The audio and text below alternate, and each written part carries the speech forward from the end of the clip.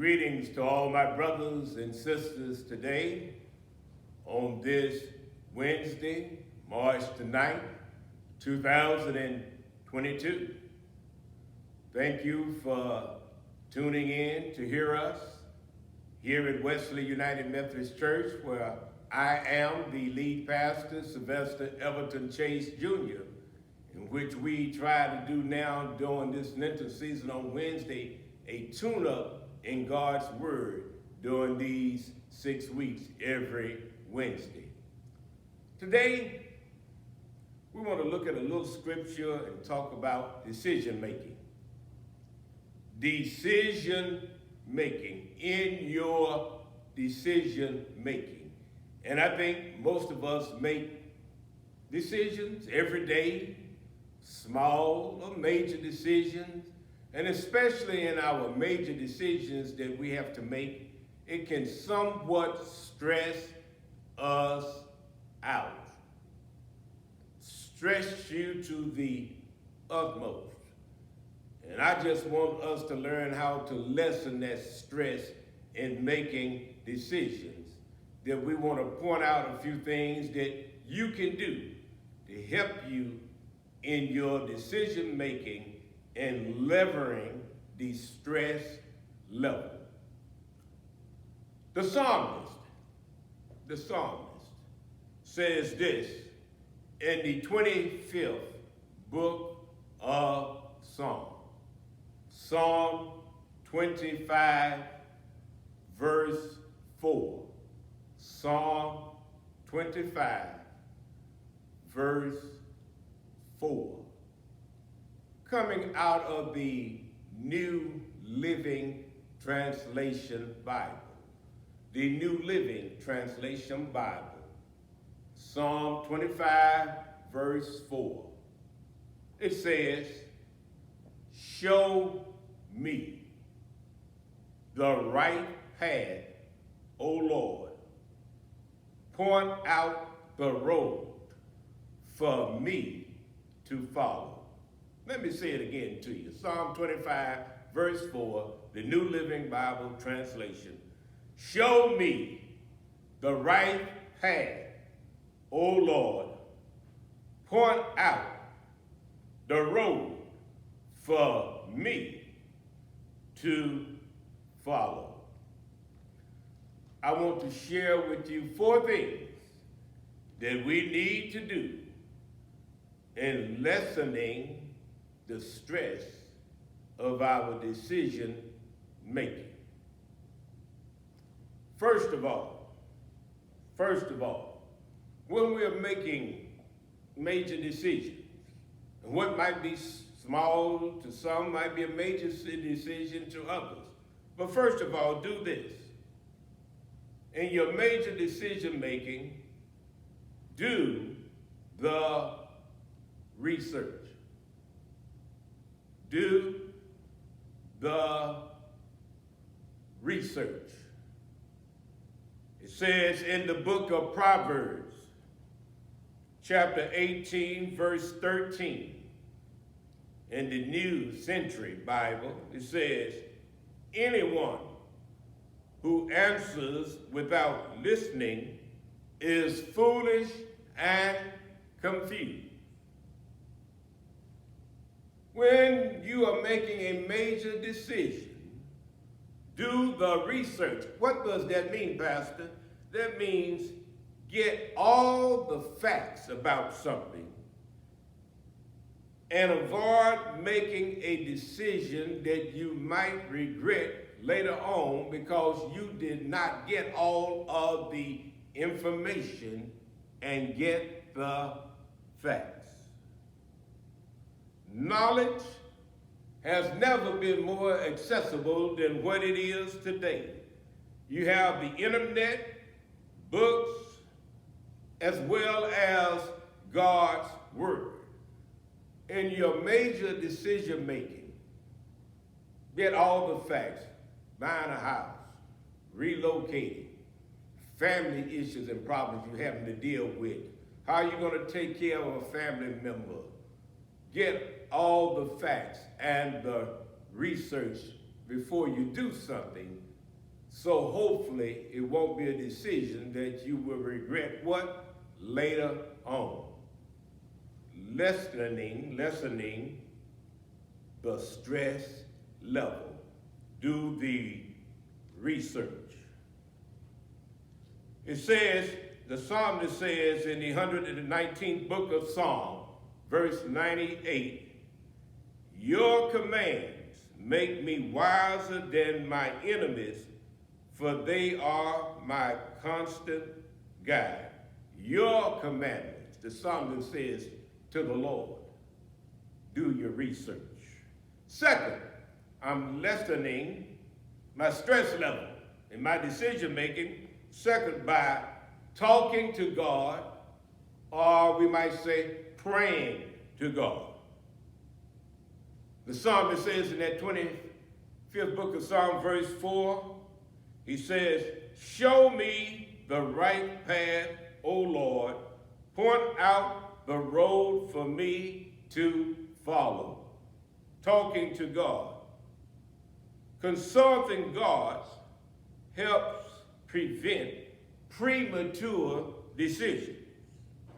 It clarifies your priorities, and it prepares you to hear God's counsel.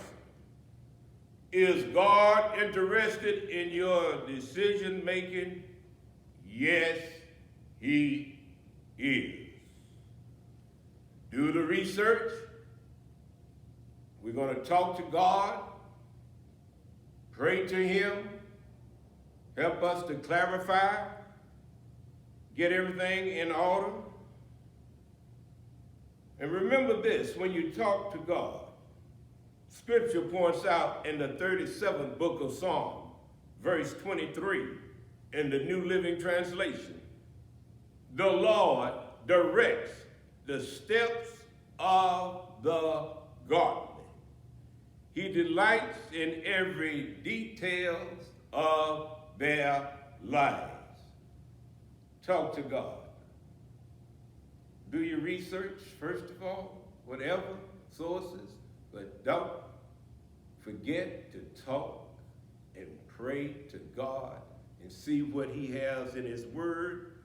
For it says that His commands, they are our constant guide. In your decision making, third, be open to new ideas in your decision making. Be what? I said open to new ideas. Break it down, Pastor. What are you saying? Don't get trapped in old mindsets. Scripture says in Proverbs chapter 18, verse 15, in the Message Translation Bible, it says, wise men and women are always learning, always listening for fresh insights. Wow. You know, I get caught up too in doing things over and over the same way, one train of thought. And someone said, have you considered, and I cut them off right away because I'm not open to new ideas in my decision making. And I'm opening up more now in my decision making to get input from various sources, new ideas of how things can be done that I never have considered. And Proverbs says that wise men and women are always learning. In your decision making, bringing that stress level down, what are we going to do? Do the research. We're going to talk and pray to God.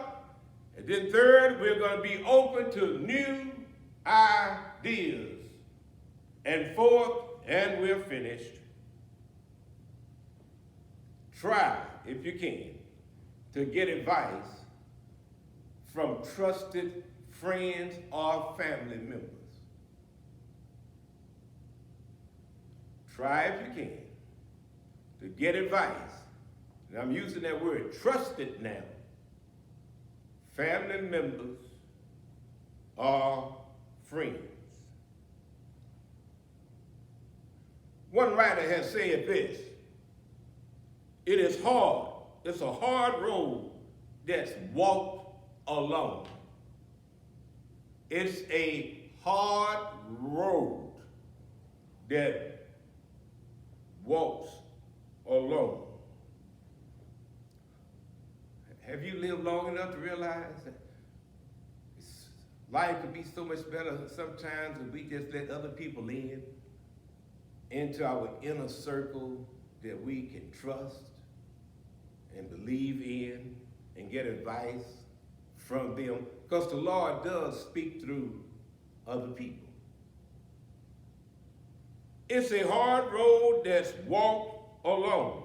Solomon says over in Proverbs chapter 12, verse 15, in the New Living Bible, or the Living Bible rather, a fool thinks he or she needs no advice. A fool thinks he or she needs no advice, but a wise person listens to others.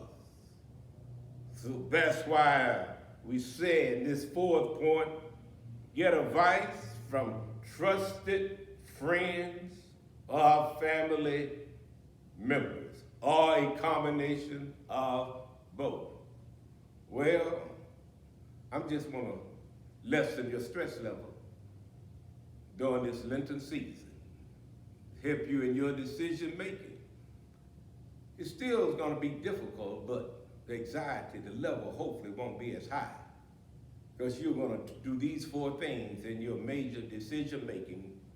Do the research first. Second, talk to God, pray to God.